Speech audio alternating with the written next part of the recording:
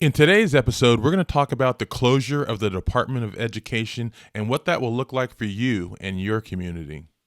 Hello, everybody. We are back again, and we are here with Ellie. We're going to talk about some of the executive orders. But before we get started, I wanted to call out to people who are ready to act, not people who are considering or thinking about it. I'm talking about people who want to get started on taking action to defeat this fascist movement. We've got an organization that we got started called the Opposition, and you're going to have an opportunity to join this as well. So we're going to talk a little bit about that later on, but I wanted to let you know about it up front.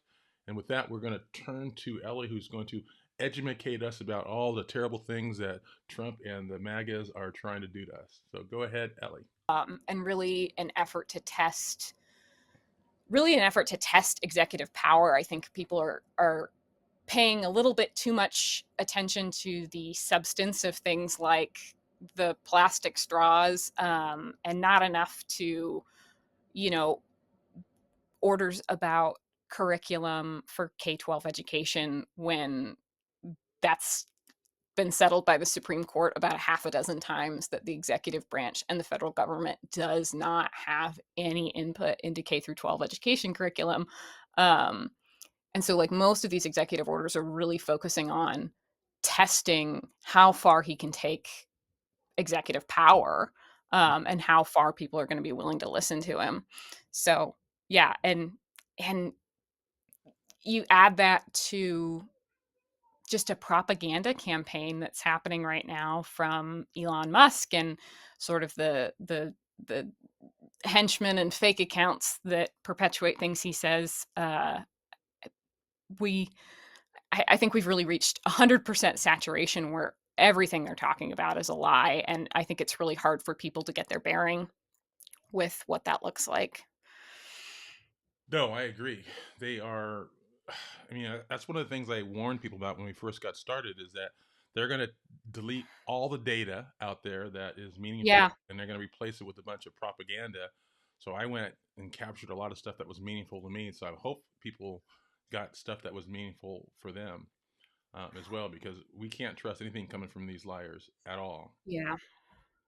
So did you want to cover the Department of Education first, or do you want to dig into USAID? What did you want to do? Yeah, I mean, we can talk about the Department of Education, and specifically, even I think it was yesterday, um, they came out with another executive order, and canceled all of the contracts for the Educational Statistical Agency that has been capturing U.S. education statistics since 1867. So anytime you even want to have a conversation about education in the United States, if you want to talk about how much money is spent on Title I for low income schools, if you want to talk about how much money is spent on special education, the only reason you can even have that conversation is because of the National Center for Education Statistics. And as much as they're talking about going after the Department of Ed, what they did yesterday was cancel all National Center of Education statistics. So that is everything from funding to test scores. It's, how many books are in your library. It's how many kids are low income. It's demographic information, and it's even information on private schooling and homeschooling. I really say, like, even if you want to complain about K through 12 public education, you're still relying on this statistical information that they're now getting rid of. Even if you want to say, hey, our test scores, post COVID are lower, well, duh. You still, like, you need the National Center for Education Statistics even to tell you that. And so I don't think people realize the significance of losing this data and this information. Um, But that's it. That's I, the strategy they have across the board. They delete the yeah. data so that you don't have a baseline to where anything they tell you at that point now is just their lies that they're trying to spread out there, which is the concern. Well, and it's so sad. I mean, for me personally, I I fell in love with statistics reading these 1910, 1920, 1940 digests of education statistics in the US. Like, we have just the littlest minutia of data, like, on such small little details, and it's fascinating. And people were doing this work, compiling all of this without computers for so long. And a lot of those copies are archived. They're in libraries. But the idea that we would lose this system where we have tracked this for years, and truly, we would be the only developed country that is not performing these educational statistics. Like they're, in fact, really the only country. Every single country in the world is looking at what are your test scores, how much are you spending, and the idea that they would get rid of that is such an absurdity. Not unless if it's part of their plan, it's not an absurd. It's just part of their plan. Yeah. I believe that. So I went through some of the statistics and data that I had and resources that I had to go over through some of what we consider the 45 worst and most impactful cuts if they eliminate the Department of Education. So maybe we can Mhm. cover a couple of those. I have them grouped by the different areas. So if you look at under funding and financial impacts, loss of Title One funding would be Yeah. huge against low income students, right? Yeah. Elimination of Pell Grants. Why? Yep. Why would they get rid of something that helps, your low income, middle income families get into college? And I have an answer for that. I'm going to give you a little teaser about it now is that they've got these state run colleges that they want to pose that are free where you can get straight propaganda at no cost. So I think that's partly the reason they make it more difficult to go to a real university, Mm. but that's just my assumption. But it sort of falls in line with all the other stuff they're doing. Yeah. And the privatization of student loans, they want to make sure that if you get a student loan, that you have no ability to get out of it with some kind of Joe Biden student loan forgiveness kind of program. That's Well, not and good for people. I'm happy to talk about that one too because, I mean, public service loan forgiveness was the terms of the loan I signed. Like, I went to school and most of mine are paid off now, but when I went to school, I signed a thing taking out these loans when I was 18 years old, knowing what I was gonna go into, knowing I was going to go into the nonprofit world, and knowing, like, okay, social work doesn't pay a lot of money. And so I took out these loans with the knowledge that I would work for 10 years, I would make income-based payments, and then the rest of the loan would be forgiven because I was gonna be providing a public service throughout my life. And that's what Project 2025 wants to end. Like, they wanna rescind the terms of the loan that we already signed up for. And yeah, I mean, and privatization of it is in Project 2025. Like, they believe that should be entirely private market. Yes, and then they can control the forgiveness. And now that they got rid of the CFPB, there's going to be no protections for the kinds of loans and rates and all the kind of stuff that Yeah, you could possibly be taken advantage of. So there's just a concentrated effort in so many different ways. yeah, So cuts to special education funding, people don't really think about that. So I saw a video of a district in Oklahoma, Kentucky, someplace that's a red mhm, state, saying that, oh my gosh, I can't believe Trump's going to cut Department of Education. Well, he said he was going to do it, and they're like, we get yeah, 60% of our money from Title One. Hello, yeah, we tried to tell you. yeah. I mean, and I broke that down the other day too at the state level, and you can break it down by district. At the state level, Mississippi, Louisiana, Georgia, they're getting 16, 17% of their education budget for the state from Title One and special education money. And if you break that down at the district level, exactly, some of those schools are getting 60, 70% of their money from these funding sources. And those states don't have the tax revenue to make up for it. Connecticut, Washington, California, Oregon, they're paying in a lot more than they're getting out from the federal government for K-12 education, Mhm. but those red states are gonna be in trouble.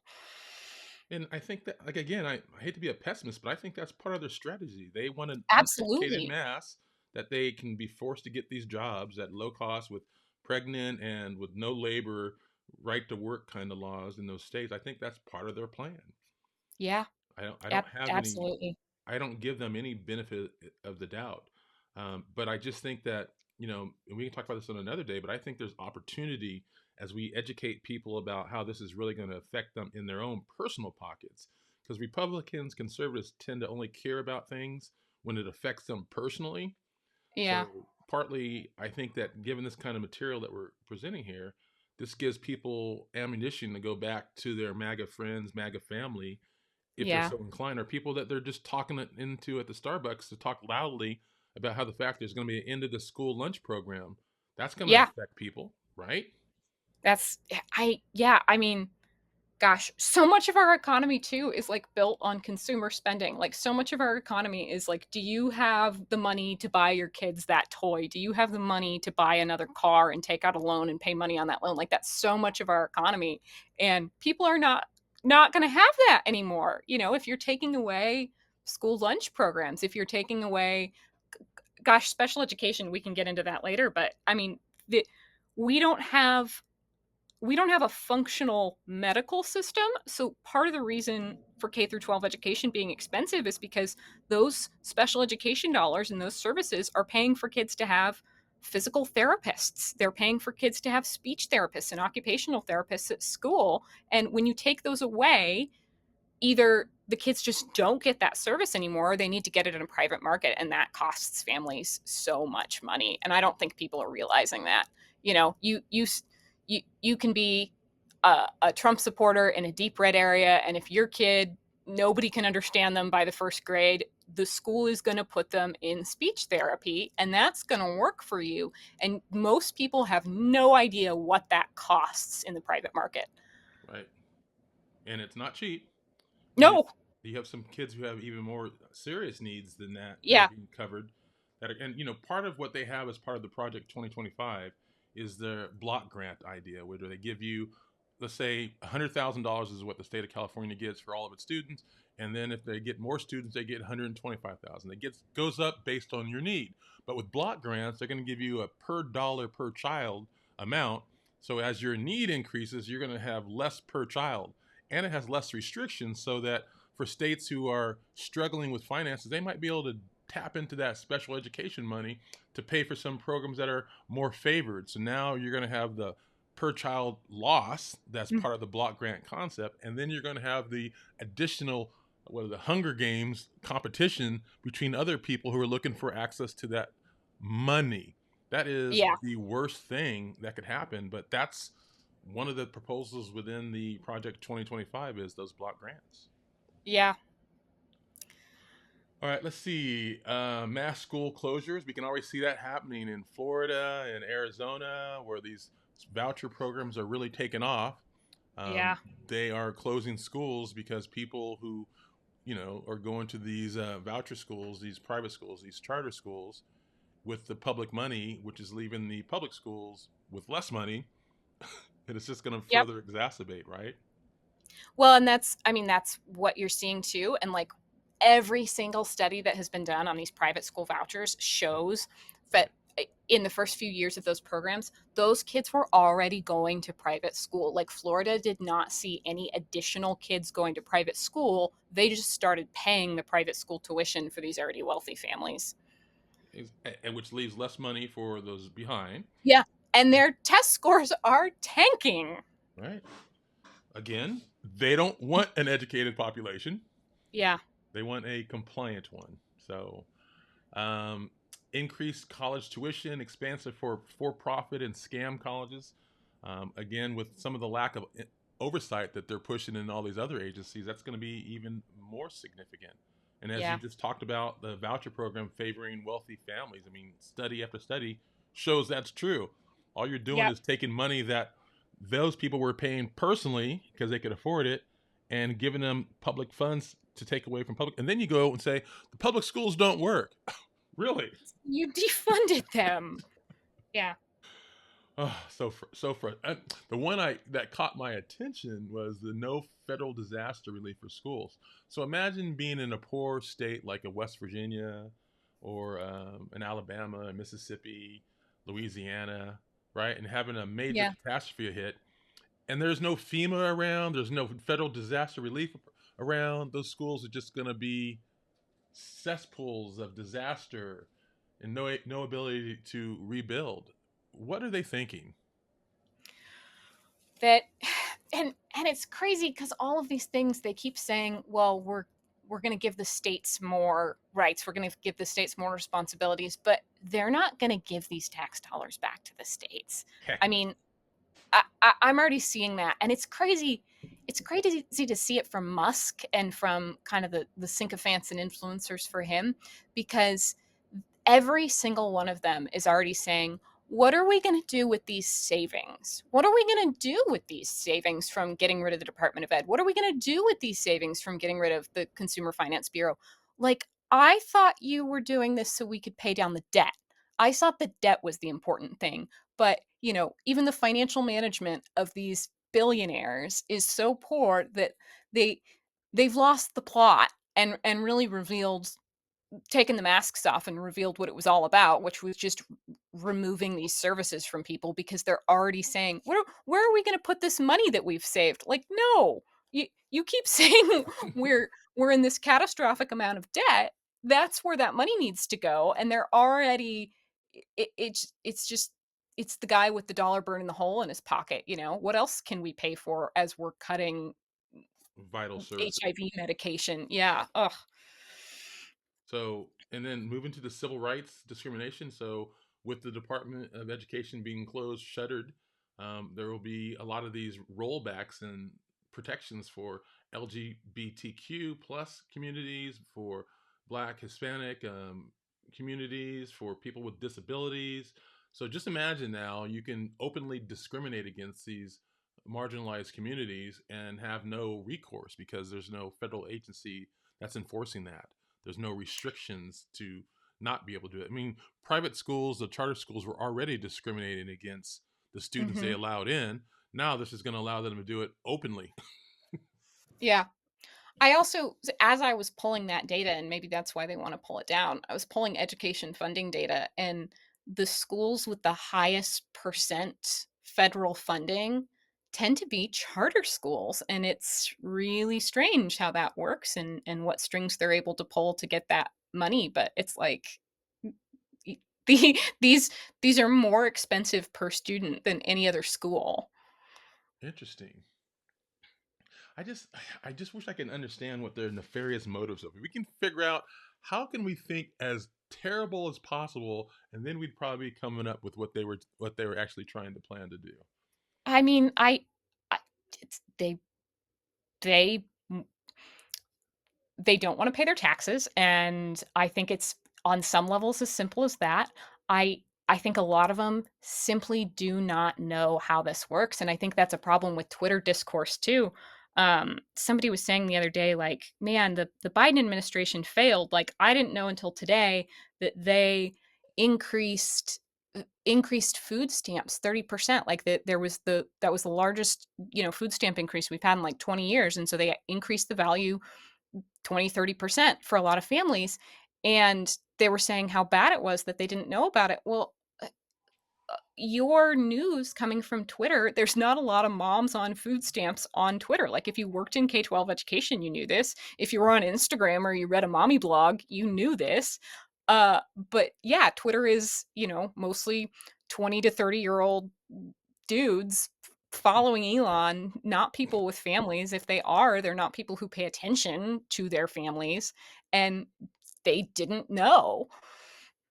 Well, that's another discussion. But if I were in charge of the Biden administration, I would have designated a minister of truth telling. And his sole job is to go pat yourself on the back about everything you did. We did not do a good job of And taking they care. did that though, like, gosh, so I nobody believes me when I say this. My 2-year-old wakes up in the middle of the night, and, my husband and I are pretty involved in all this, and so she's seen the news before, and if she wakes up at night, she wants to watch Joe Biden, and she asks to watch Joe Biden. And That's so, cute. throughout the last 9 months, she would wake up at night and ask for Joe Biden, and I would go on the White House website, and I would play whatever remarks he'd given most recently, and that probably did make me more informed, but it's like, I it I every single one of those stories that the White House did, I could find a news organization covering it, but he wasn't on fire, and the media wants to cover the man on fire. They wanna cover the drama, and they just repost it over and over, and honestly, most of them don't understand the nuances and significance of families getting 30% more food stamps. Like, they don't get what that means for people. And part of that's a death of independent journalism, part of that's they're just reposting the stories, but like, at what point are people just responsible for not knowing things? Because I can find CNN, NPR, even Fox talking about, oh, there was, additional food aid that was sent out. And and the administration repeating that, and the administration sending out press releases, and the administration doing photo ops with families going, look, they can buy more food. And and the zone was just so flooded by Trump craziness, nobody saw it. Like, that what you're asking for happened. Like, they did have people going out and patting themselves on the back, and I I don't know what more could have been done to combat this multi-billion dollar misinformation campaign that is drowning people. Well, I would say, and I agree that they did say it and it wasn't being amplified. But what I meant by is someone whose sole job is to get together with their messaging teams to go Yeah, forth everywhere on the same accord to all the programs, including right wing media, get on the local channels, get everywhere and tout your own horn every yeah, day. They didn't do yeah, that. They did not do that. But whereas Fox News and right wing media, they spend an inordinate amount of time getting their people ready to go spread lies.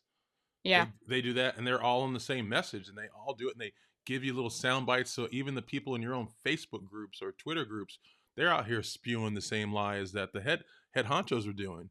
So yeah, that's what I mean by that whole thing. We're in a different game, right? The yeah. the day of say something once and it gets out to people, that is over.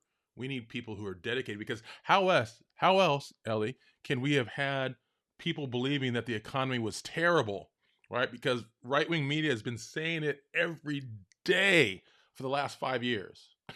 Well, and they've been saying it for the last 50. I mean, they are operating from a a structure of misinformation that has been built up for Right. 50 years. So I hear what you're saying, the Democrats need to do better, and also, I this is extremely well funded and well Yes. organized to just lie to people. And I think before it was actually harder because a lot of these lies were kind of rooted in something that was true, or these free market principles, or low, small government stuff. And now they're just entirely lies.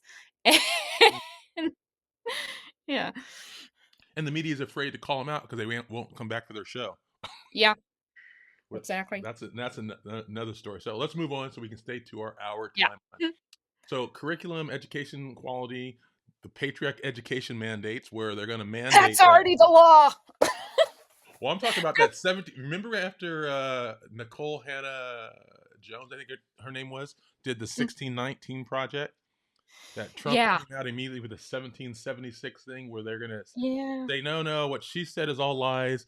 Really, everything started here and blah, blah, blah, blah. So they want to do that again on a national scale Yeah.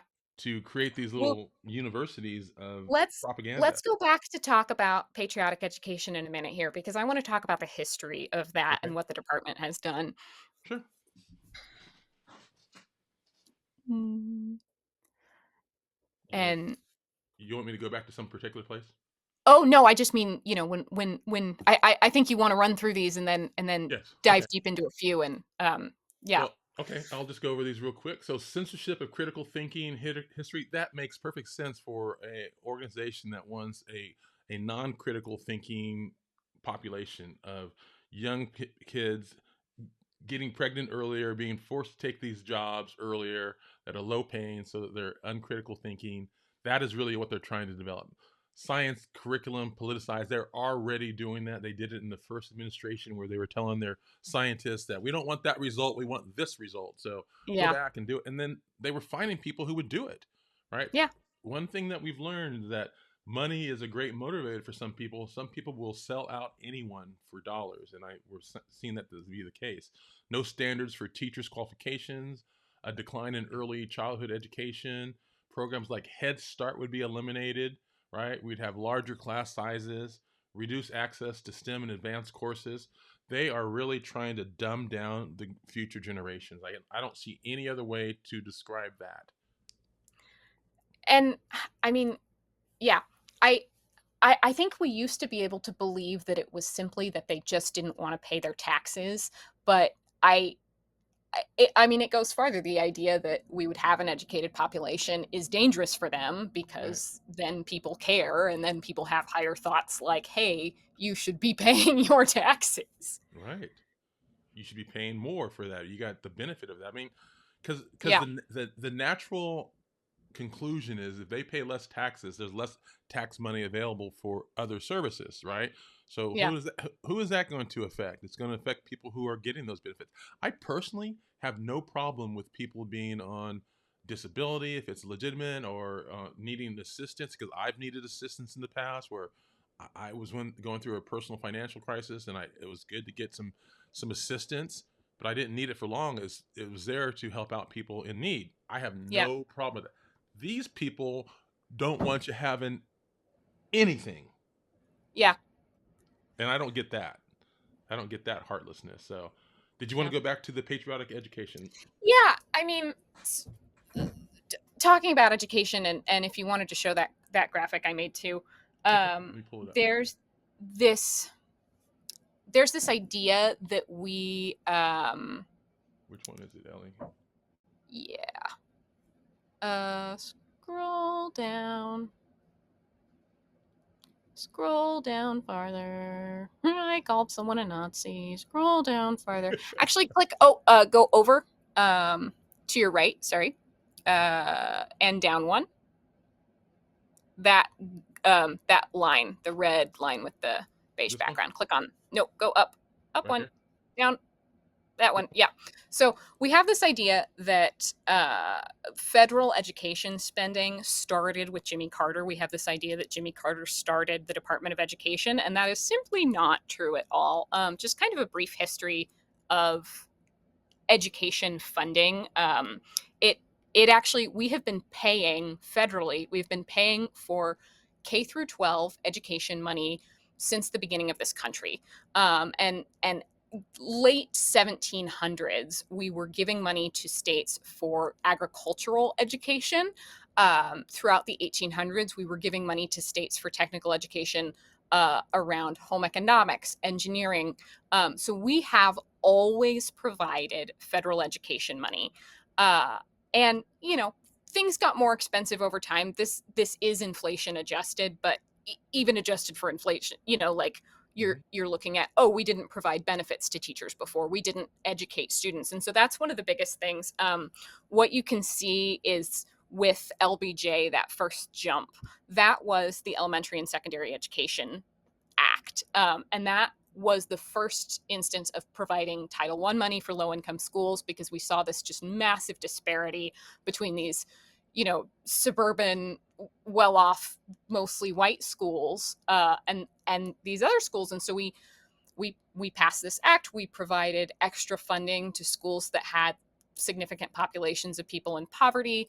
And under under Ford, he passed what was at the time the All Handicapped Children Act in Mm-hmm. 1975, um, and that was really the first time children with special needs were accommodated in K through 12 education. So the majority of this growth that you see is prior to that 1975 act. Kids who had disabilities were either in state institutions and usually not receiving an education, or they were kept home. They were not welcome in the classroom. A few places around the country had special education services. A few schools, there was a small smattering of them, so I can't say there were no special needs children in schools. But for the most part, K through 12 education in the US fully excluded any kids with special needs. And so when you see this increase in per student spending that starts around that time, uh, the reason for that is because we started providing an education to these kids and it is more expensive. Okay. And it should be like Should be. it, that's the expectation. And so that 1975 act guaranteed children a fair and equal education. It was really the start of IEPs. Um, and Ford signed it with this knowledge that it wasn't really going to be fully funded. And there's this idea that a lot of people have that from from people who work in special education, especially in school activists, and they say that act was signed with the promise that the federal government would fund 40% of all special education in the US. That's a number that gets dropped a lot by education activists. 40% of special education was supposed to be funded by the federal government. And even on the right today, you have a lot of people who are like, look, I want K through 12 education. I want special education, but clearly the system is corrupt and broken and terrible because they're not paying this 40% that we were promised in 1975. And I got into it with a gal the other day, and I knew that the actual law was up to 40%. Like, she was saying, and most education activists say this was signed with the promise that we got 40% for these kids. And I knew it was probably up to 40%. But I actually looked at the law, um, and what was actually promised in 1975 was 40% of the per pupil cost in US K through 12 education that year per student with a disability. So if not just federal spending, if the average, per student cost was $20,000, it's not, it's significantly lower than that. But if the average per student cost was $20,000, they're supposed to provide up to $8,000 per student. So, we see per student costs uh, kind of raising, or uh you know Hmm. they were pretty much their highest in like 2012, 2013, 14, and this one is just federal spending. But that misinformation led people to vote for Trump. They led people to say, we're going to throw the baby out with the bathwater, restart the whole system.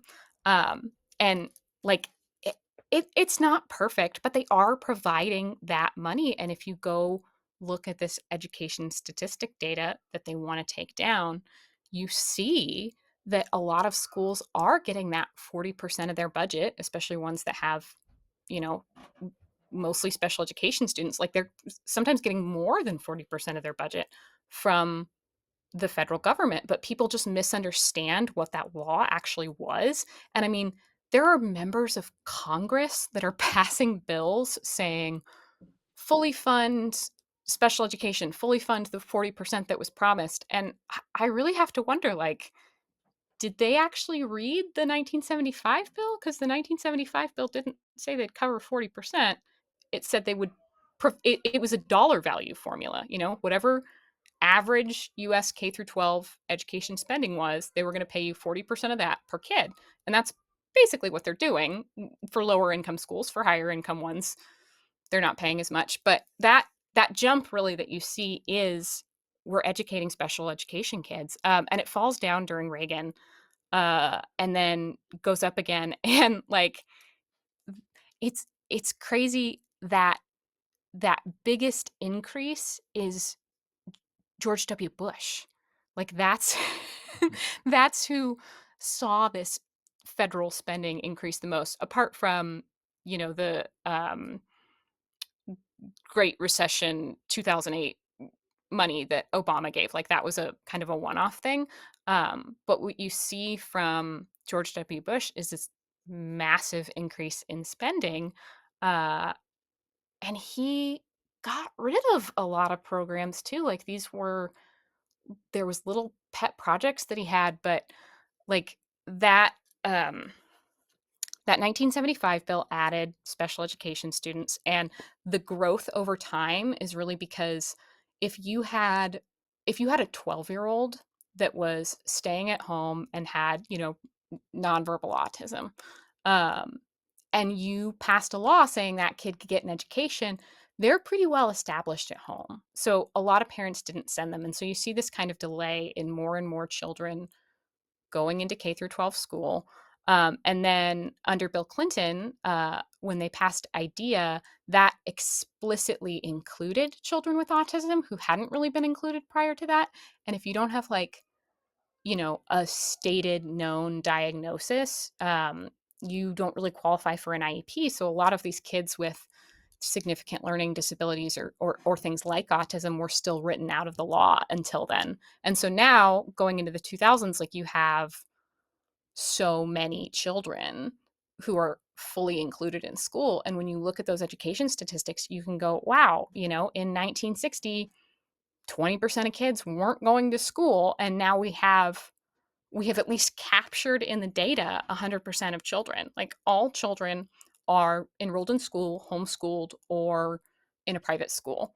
And and we have that now in a way that we didn't before because these kids were excluded. What they're fighting against with the Department of Education closure is excluding these children again because states will not be able to afford it. And red states who Won't do have it anyhow. higher yeah, red states who have higher rates of IEPs, like red states consistently have that. And they are going to have students who have more needs. And yeah, I mean, the result of this is going to be state institutions again. Exactly what it's been. And I'd like to point out also in the 1960 ranges, that's also when civil rights passed. So part of that would be some equaling out of some of the, you know, the lower income schools that were Well, and that was a lot of what Title One did. right. If you want to, so click out of this one and let's take a look at that. What the Department of Education actually does. It's that circle pie This one chart. right here. Yeah, yeah. Uh, so as you can see, the yellow section that is special education funding. Effectively, it's about like 20 billion per year. Title One grants are about the same amount. That is pretty much all the Department of Education does. And so people have this idea that they are providing curriculum or that they're, directing teachers in what to do. And really, for the most part, what they do is distribute this money. Uh, and they do it lean. I mean, they don't have big overhead on this. They have people who understand the laws and the formulas for who has to get paid better than anyone else, clearly better than anyone on Twitter, because none of them actually seem to know what the Department of Education does. But yeah, there has been at least 6 Supreme Court cases that affirmed that the federal government cannot have a say in K through 12 curriculum. One thing that we do have, and we've historically had since the late 1800s, is civil education. And so we tell people about voting. And that is one of the only things that schools have to teach and actually get money for. So Hmm. apart from special education and apart from Title One grants, uh, they the federal government provides, in addition to career and technical education and things like that, money so that children have this civil education and they learn about citizenship and they learn about American history. And that is pretty much the only like curriculum requirement that they have. And it's so broad that the Supreme Court has said it's fine to say, yes, you have to teach kids about this. But you have to fund that mandate. And so the federal government provides funding. If you got American history textbooks at school, they were very likely funded by this.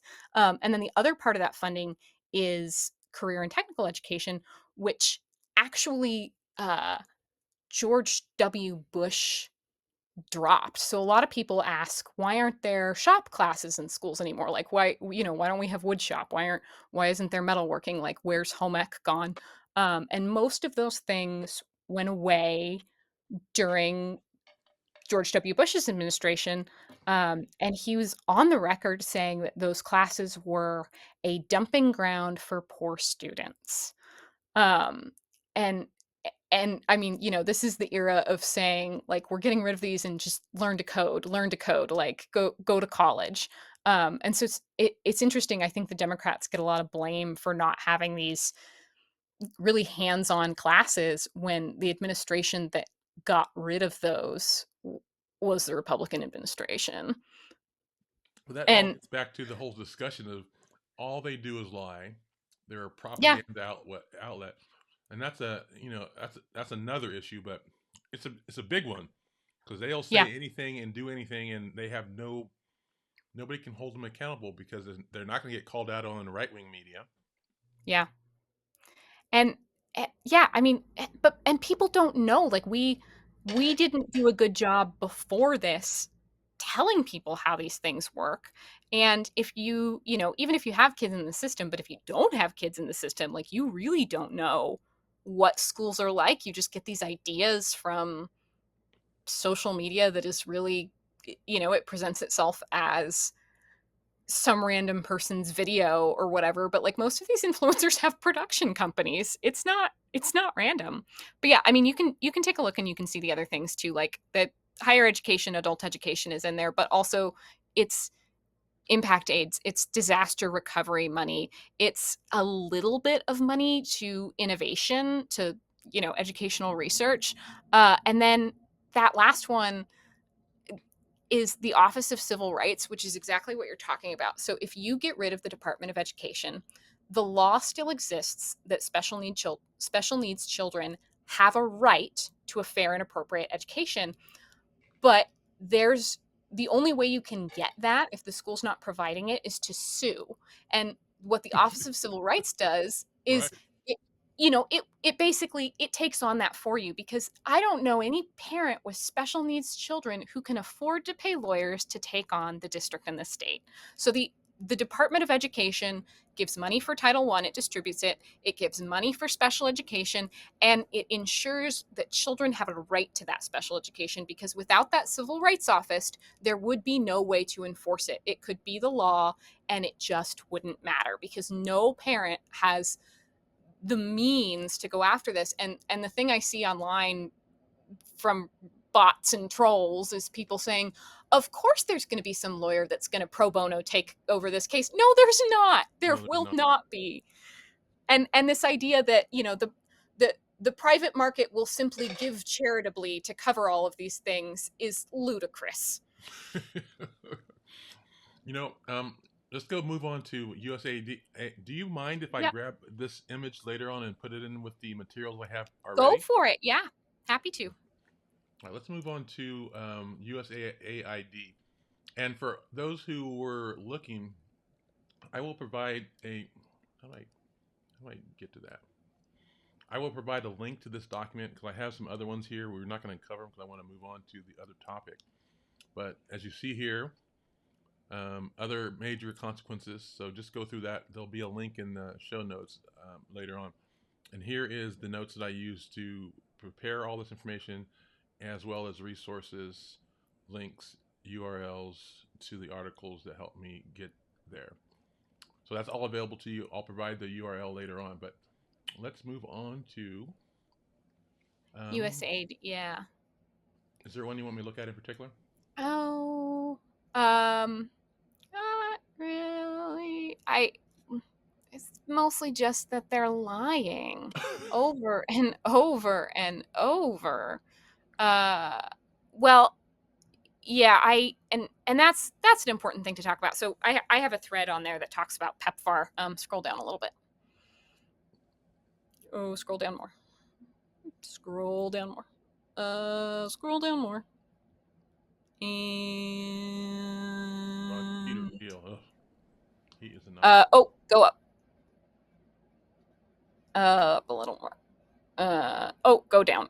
All right. That's all right. All right. We're on it today. Scroll down more. I've become a little bit of a troll in my shadow band. That one, ending PEPFAR. So this is one of those things where I think people are missing a lot. So USAID, they officially, I mean, they cut the funding. They said they cut it. The bots and the trolls online keep using the word audit.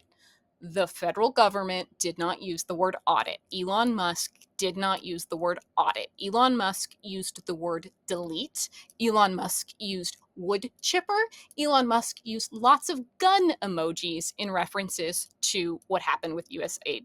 So the idea that it is a pause or an audit is misinformation, and they lie. And it is shocking to me, truly shocking, the number of people in my life who say, but they said this. Yes, they said this, and they said something else, and they did something else. And so when we listen to someone, we really have to listen in context.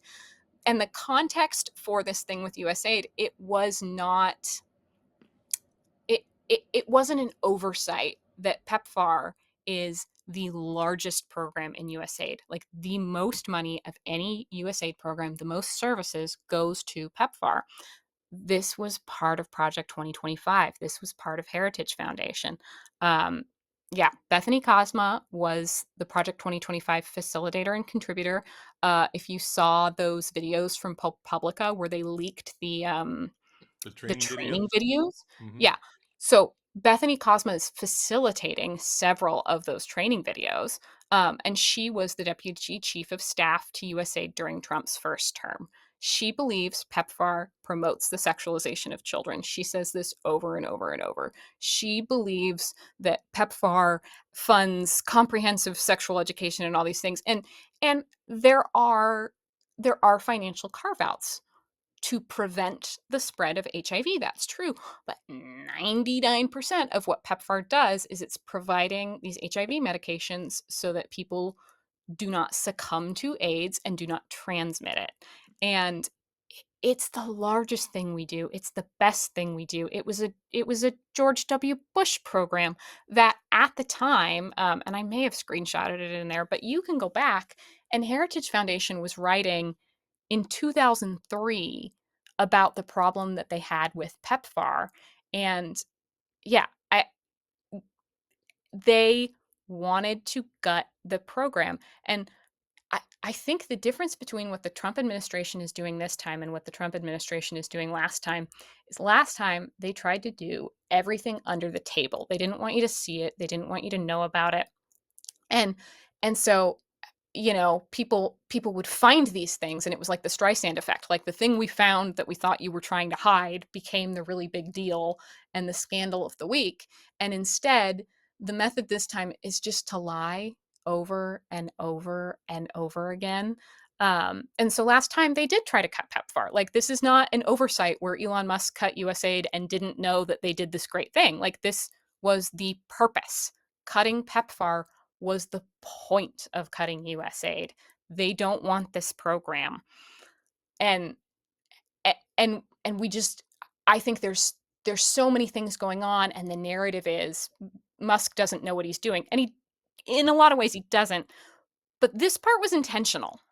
Um so yeah, they in 2017, 2018, like when Trump issued his budget, he issued money for PEPFAR and he cut it a quarter. And they said, continue this great funding for this program, but they cut 25% of it. And, that you have a certain amount of overhead, you have a certain amount of staff you have to pay for these things. So that is going to cut more than 25% of the medications that you're able to distribute. And and it was, shocking and bad and people sued and so we did all this then, but people just kind of forgot that. And so there really is this narrative going that like, oh, they don't know what they're doing and or people will say, I guess they don't know what they're doing. I guess they don't know how important PEPFAR is to reducing the global burden of HIV. And I really think we need to stop talking like that. Like I really think we need to stop using I guess they don't know as like a rhetorical way to get people to think about whether or not they actually know. Like, no, they know. They tried to do this before. It was the point. It They was do know what intentional. they're doing. Well, you're not a conspiracy theorist like I can be. I'm going to tell you.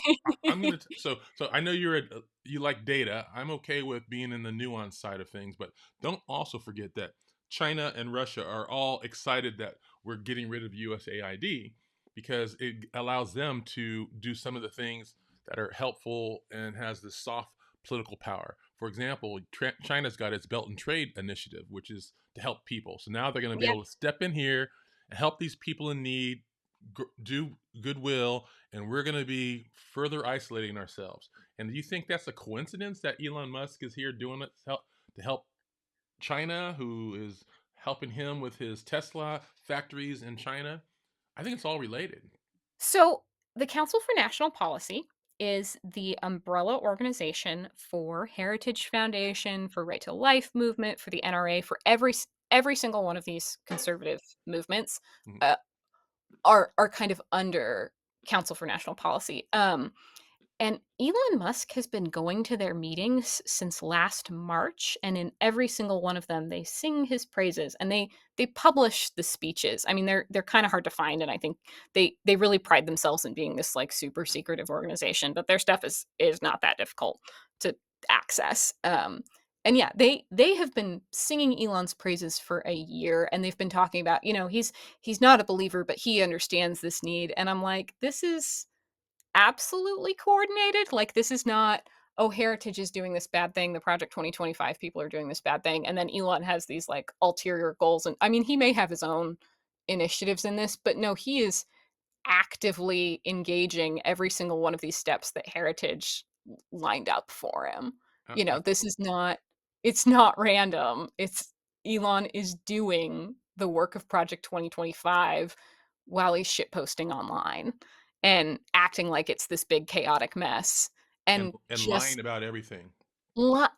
again, we have reached 100% saturation with the lies.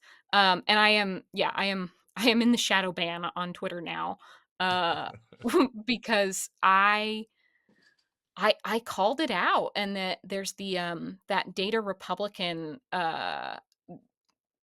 user who what they did, and they left the ChatGPT conversation in the code. And like, no offense to anyone who uses ChatGPT, and if I'm doing something that I need like repeated, I will too. But uh, they pulled all of the usaspending.gov data, which is a public database, and we've had it for 10 years. So there's all these people going, look at this new thing we've discovered. It's on usaspending.gov. It's been there for 10 years. Mhm. We've been able to track this for a really long time. And he all he did was download the data file for like the whole website, and then didn't really know what he was doing. There's actually an API where you could have just like gone straight from the website and used it. And like, they have tutorial videos that are really easy to use. And I still don't understand why they didn't do that. But they used ChatGPT, they downloaded the whole data file, which is really, really big, and they made this website with these flow charts that stick together and say, look at this spending. And it's like one of those, cop drama trying to find the serial killer thing, where they're like, look, this money goes here, and this money goes here, and this money goes here. And it's totally fake. The whole thing is fake. And what it does is it removes the context of usaspending.gov, because like, I don't know if you heard the one about $34,000 for trans comics in Mhm. Peru.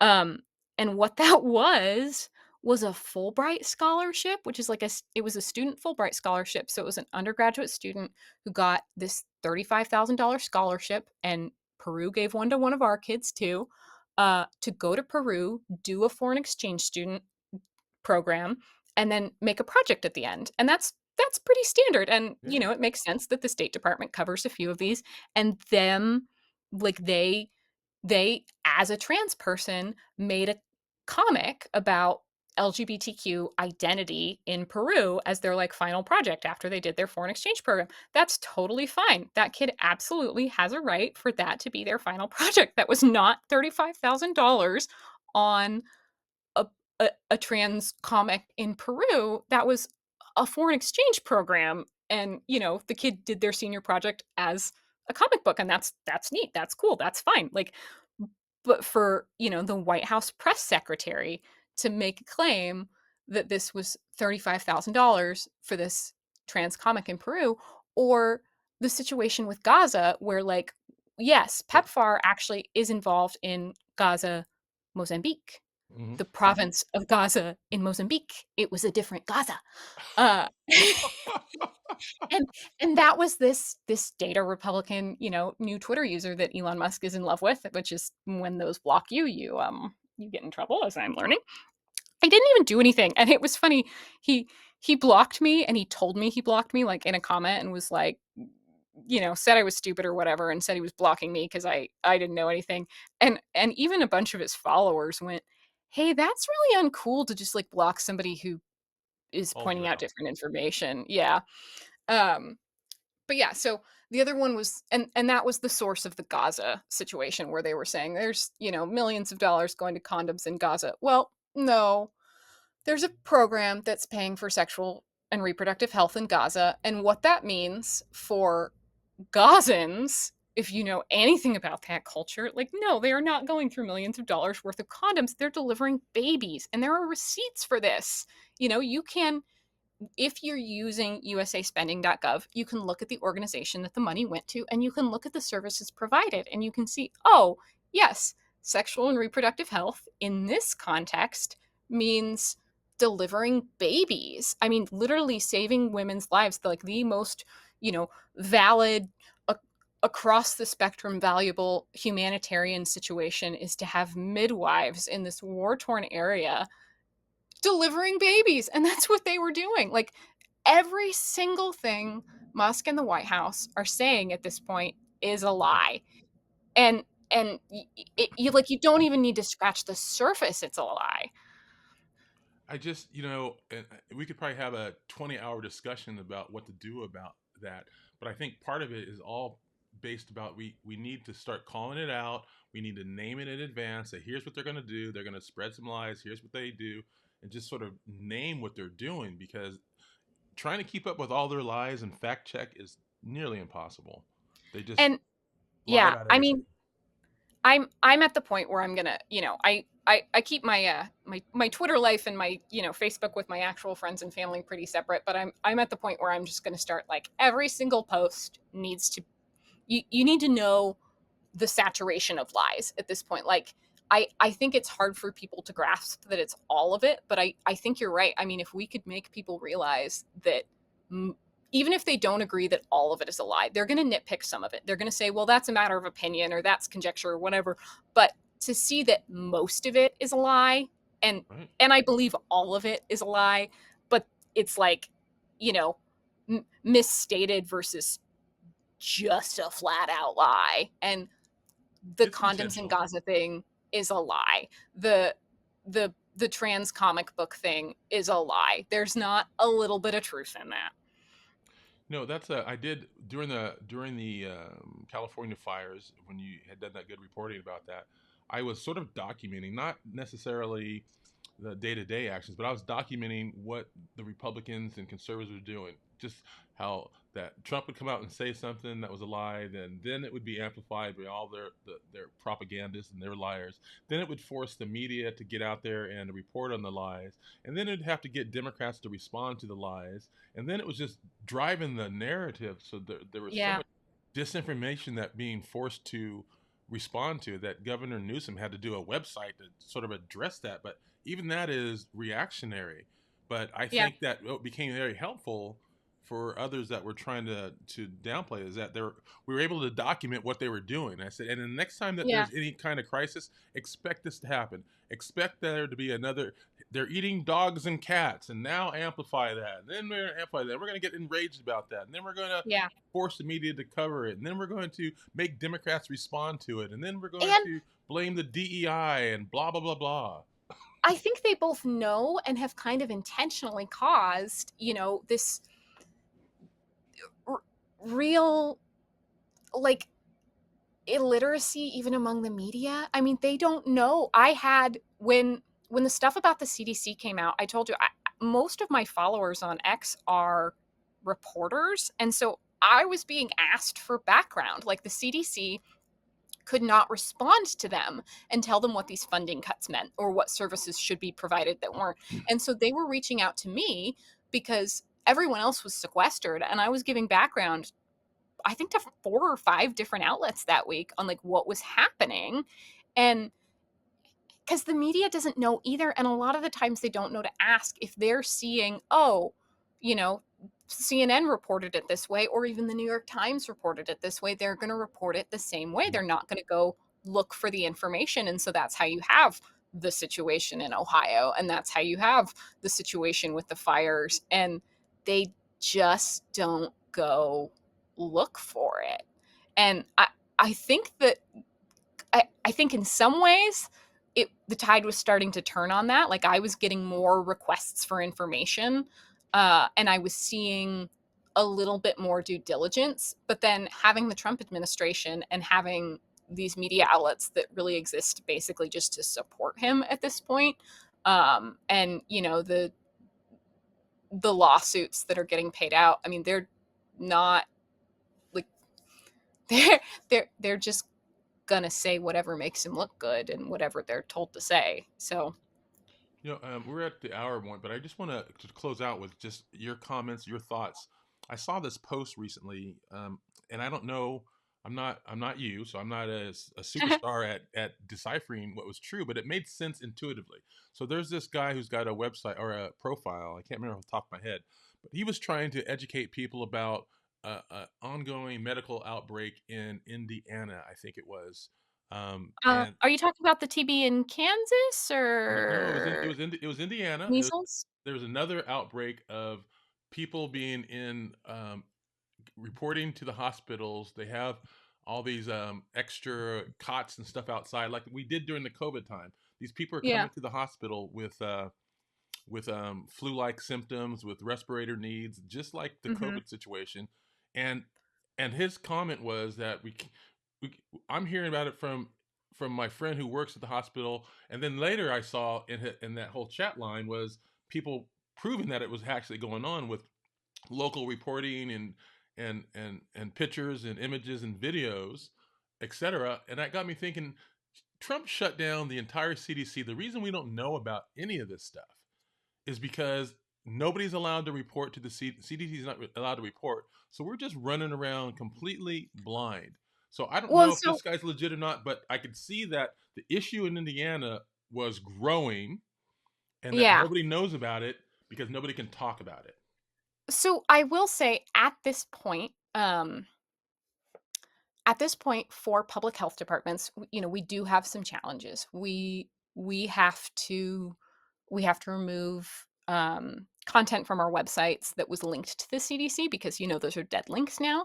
And at some point, we are concerned that we're going to have to make some changes based on the federal funding. We get very, very little. I mean, like we have a nurse family partnership appropriation that's been the same dollar value since 1995 because they don't like make it go up. We get very little federal funding. Um, but there are some concerns about what we may have to change at the state level. But like you should I think most people know get my information from the CDC. That's changed now. You need to get your information from the state health department of whatever state you live in. Like you need to bookmark their website, you need to sign up for their news alerts. Because at this point, they're still reporting correctly. There are some concerns about capacity, like whether or not states have capacity to handle outbreaks.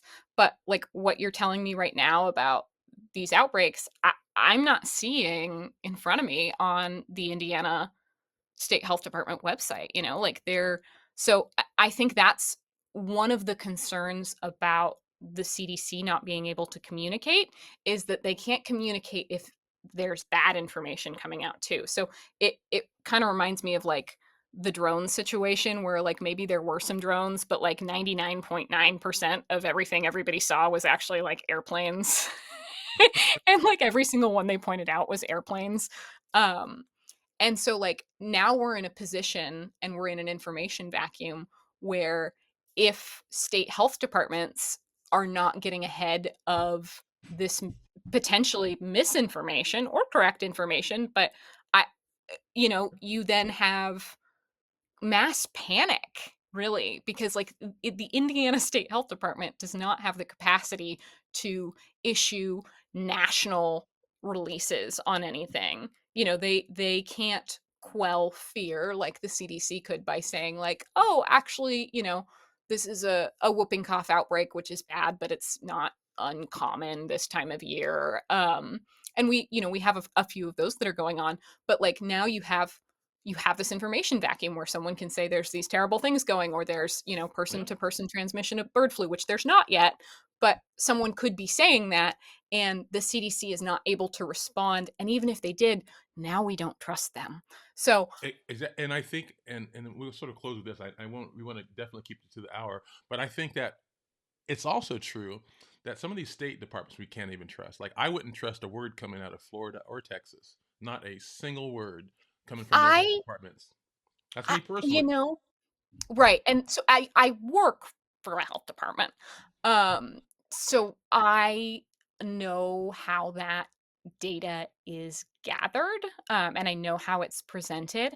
And at this point, like professionally, um, I I don't have a problem trusting state health departments and county health departments because that's part of that's part of why COVID misinformation became so bad is people have this idea that and I'm not saying you do, but a lot of people had this idea that these COVID numbers weren't reliable because, like, the CDC under the Trump administration was just coming up with them. But the reality is, every single one of those numbers is uploaded by a county health department.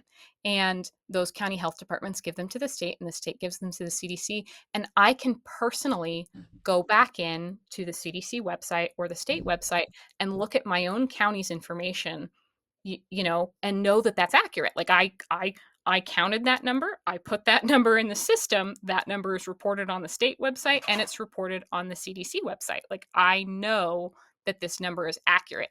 For that number to be inaccurate, apart from like a messed up data reporting where somebody added a zero or something, for that number to be inaccurate would require it a lot of people in on a conspiracy, and I'm for the conspiracies sometimes. I absolutely think there's a lot of people acting in bad faith, but what that would require would be blue county, very blue county epidemiologists putting in bad information or not speaking up about the bad information, and you will see that. Like, it is these people's entire life's work, and if they see something like the Trump administration messing with their numbers, they will go to the news. But I'm thinking more. Absolutely. I'm thinking more like Latipo, that Surgeon General of Florida.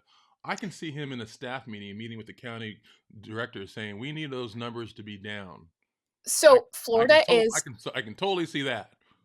constitutionally, Florida's a home rule state with their health departments. So they're they can't do that. Like it's it's hard to explain, but like those county health departments, thankful for this one very Florida thing where they are home rule health departments. Those county health departments have police powers over their counties. They have ultimate authority over their counties. If they want to do a vaccine campaign, they do a vaccine campaign. If they want to quarantine, they want to quarantine. And that is up to the individual counties. So Florida Surgeon General, like Florida health officials, do not have the authority over the counties. So I just want to, and I mean, this is exactly why we're talking like this kind of information where you know what you can trust and how you can trust it, and you can trust at this point the data that is coming out of these health departments because again, if it Miami-Dade County is going to submit the data from their local hospitals. That local hospital knows how many cases they had. They're going to see that data on the public Miami-Dade dashboard. That public Miami-Dade dashboard is then going to be reported on the state dashboard. For there to be misinformation in that, uh, would really require a lot of people, and like you're not going to have uh, that that's it's like this whole other level of corruption where like, you would have to have multiple health hospitals involved, multiple health systems, multiple counties. So I absolutely think, they can make that data harder to find. They can make that data behind multiple walls. They can be slow in reporting that data. Like there are ways that they can prevent that. If you're noticing, oh, this illness data used to be same day or 48 hours later and the website hasn't been updated in a month, like that's the kind of thing that they can do to prevent you from having that knowledge. And at that point, we should start getting concerned. But the actual numbers, if they are up to date, are very, very trustworthy. And I really want to affirm I trust you. I do not trust that. Florida. So with that, I will take it and say, okay, I will give some credence to them, but with Like a side eye, because I don't it's trust them. it's one of those things where we're in this position because, and I so agree with you on it. But we're in this position because we're a low trust society right now. Like, and that is the damage of Trump. Trump makes us a low trust society, and we have to really kind of get outside of our heads to really logically think through like what information can I trust? What can I know is accurate information? How do I know it's accurate information? And like, how could they prevent me from accessing it? Like those slowing down the data or making it less accessible. Uh, but like, we really have to resist the low trust society. I mean, this is what they're saying about all these federal employees that, like, let me tell you, nobody nobody knows CDC funding, CDC protocols. Nobody knows about special education laws and fundings and IEP regulations and what schools actually have to provide, like the federal workforce. Like, they are the most informed people on that, more than any politician, more than any pundit, more than any media person. Like, pretty much all of them are wrong, but the people who are actually doing this work do know. Um, and Trump's trying to get rid of all of the expertise to be and put Trump's trying to get within. rid of all of them. And so we can't respond to that by not having faith in that same kind of work other places. Like, again, there Well, are ways they can I prevent will, you I from will, I getting will, that I data. will accept your admonition. I'll take it, but I've always been clear with you that I have major trust issues with conservatives. They just have. I do too. And it's not the conservatives that are epidemiologists in Florida. Those are not conservatives. They are not working as epidemiologists in Florida. They can't find any. Once you start getting to that level of education in sciences, there are not these kind of conservatives, which is, I mean, honestly, I think that's why the CDC is not responding to things, is because every other agency has found, like, someone who's an expert who's kind of ideologically aligned. Like, you can find kind of conservative people in the Department of Education or, all these other things.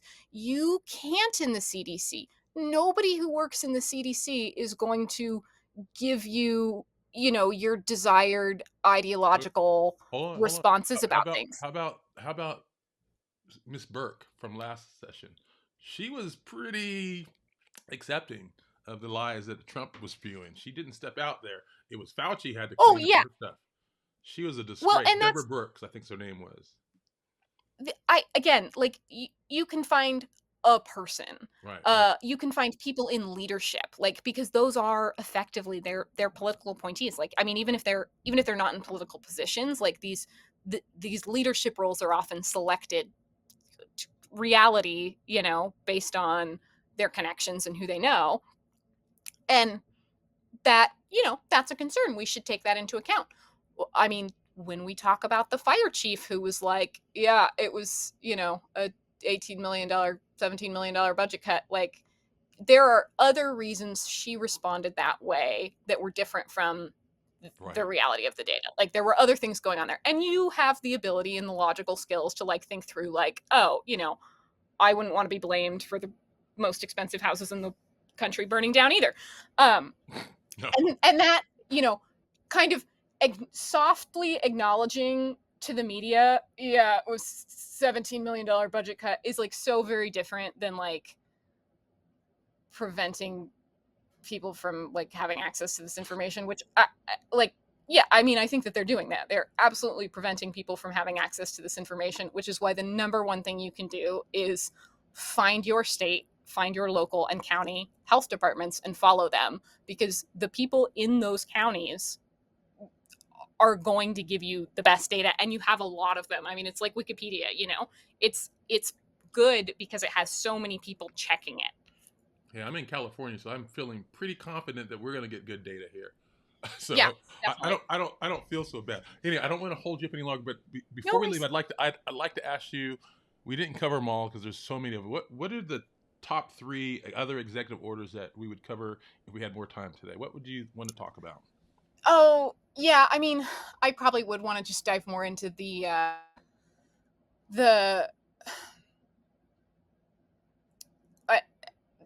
education, and that patriotic stuff. Like, he has absolutely no authority to establish anything like a national curriculum. That's been proven by the Supreme Court. Most of these executive orders are simply to To test. test executive power. Um, and then the other one being, I don't think people realize how much he ran his platform on killing immigrants. What's happening in Guantanamo Bay, the idea that we would put 30,000 immigrants there, uh, you have to hear what these people say in context, and you have to hear them clarify their terms.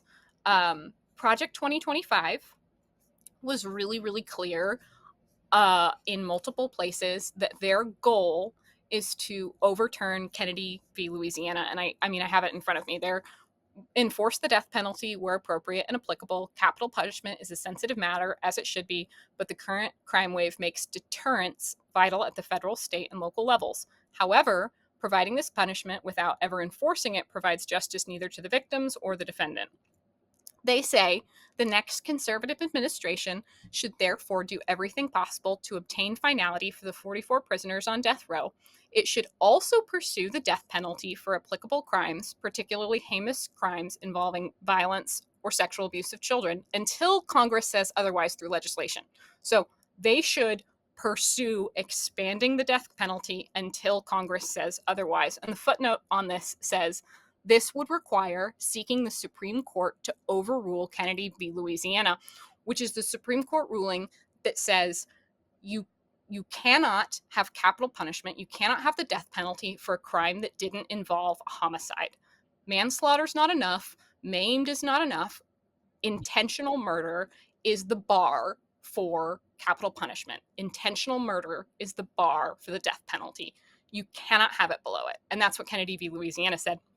They explicitly say they want to overrule Kennedy v. Louisiana to expand the death penalty. Trump's Agenda 47 on his website says we also need the death penalty for drug dealers. He said he would add human traffickers, drug dealers, and human traffickers. They get the death penalty swiftly. Watch it stop quickly. He's issued 2 executive orders now, both changing the qualifications for the death penalty. One saying the Department of Justice will seek the death penalty as appropriate punishment for heinous crimes against humanity, including those who kill law enforcement officers and illegal immigrants who maim and murder Americans.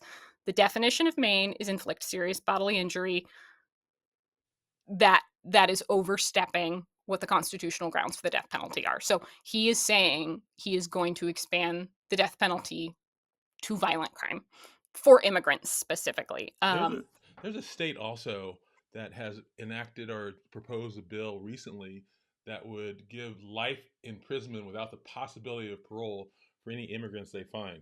I think it was Louisiana. Yeah. Like, so you So, want to lock them up forever for looking for a better place so that you can use them for your free slave labor. yep. And another one of the executive orders is seeking the overruling of the Supreme Court precedents that hinder capital punishment. The Attorney General shall take all appropriate action to seek overruling of Supreme Court precedents that limit the authority of state and federal governments to impose capital punishment. Um, in addition to pursuing the death penalty where possible, the Attorney General shall pursue federal jurisdiction and seek the death penalty regardless of other factors for every federal crime involving the murder of a law enforcement or a capital crime committed by an alien illegally present in the country. And if you say a capital crime for an alien and you have just redefined several sentences before and said a capital crime is maiming, not murdering. For right now, a capital crime means murder. He's changing it. And so people see this and they go, yeah, I mean, that makes sense. Well, no, like he's redefining the terms as he's saying it. So, Mm. and I mean, you can go on my X if you want to and see it, but like there is, I, I made a square that was like the 800,000 square feet.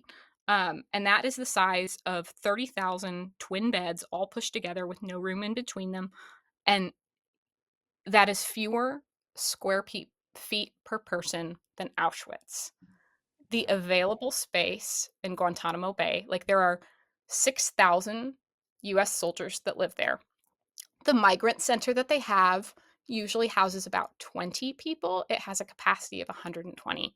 The prison has a capacity of 700. There is only one spot of usable land because everything else is like really, really, really, really steep in the bay. And the only spot of usable land is that 800,000 square feet spot. This would be a concentration camp. Sending immigrants here while they are explicitly saying they want to pursue the death penalty for any violent crimes. Like, they are they are setting the precedent for a concentration camp.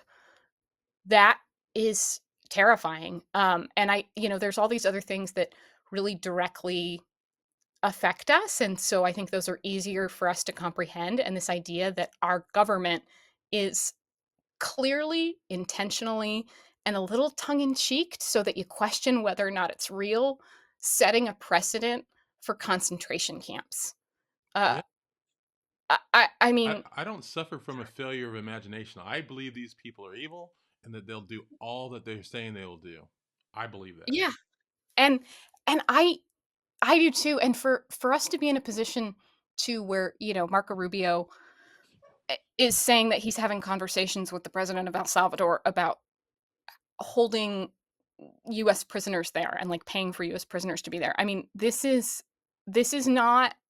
Trump's first term, like this isn't anything we've ever seen in America. And I don't know how to sound the alarm bells for people. Like, this is explicit. This is clear. This is in every single document they've published. It was Project 2025. It is Agenda 47 on Trump's website, verbatim. It is now 2 executive orders, and they have already started sending people to Guantanamo Bay. The New York Times just posted pictures of the camps that they're creating. This is going to be a humanitarian situation that is worse than Auschwitz. This the Yeah. it, at Auschwitz, it was a little over 30 square feet per person, and this is going to be under 25 feet per person. If they do what they say they are doing, maybe some of it's bluster, but No, I what don't. is that? I don't think it is either. And even if it is, even if it was just bluster, like, what is the Have reality? you seen Homan? Have you ever seen that evil person talk? I mean, Yeah. doesn't he just look like he personifies evilness? How are they all supervillains? I mean, not even supervillains, but just villains like Stephen Miller. I can't take him seriously because I keep thinking I'm watching a movie and they cast him as the villain because there is no one more evil or villainous. He's got a whole thing. But we better wrap Yeah. up. You and I could Yeah. talk all day long, but I wanted to have this conversation with you, and maybe we can talk again real soon about Yeah. other things that are popping up because I think keeping people informed, letting them know that people are talking and thinking about things, I think helps people. So if Yeah. you're open to it, I'd love to definitely have you on and talk again, and we'll Happy to. definitely focus on keeping it to the hour. Yeah. No problem. But both you and I love to chat, so we know how that can go. And Yeah. for you, This was fun it and was. Thank sad. you for that. And thank you guys for joining us.